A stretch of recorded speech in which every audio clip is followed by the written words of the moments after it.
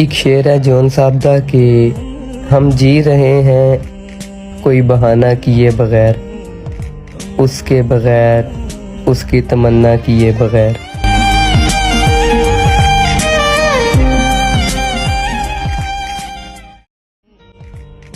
वो जो कहता था फिक्र मत करो मैं सब ठीक कर दूंगा, वो शख्स मेरी जहनी हालत तक ख़राब कर गया।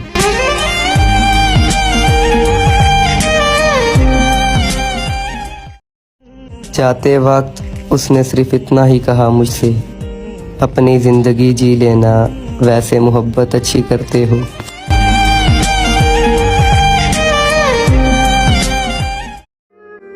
बताओ ना यार हम लगते थे कैसे, तुम्हें तो याद है ना हंसना हमारा।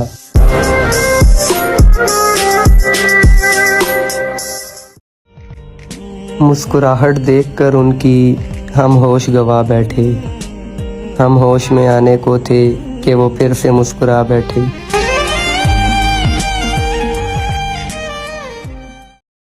जिन्हें नींद नहीं आती उन्हीं को पता है कि सुबह होने में कितने ज़माने लगते हैं। तेरी शिकायत किससे करें हम, हर किसी को कहा था तुझसे बेहतर कोई नहीं।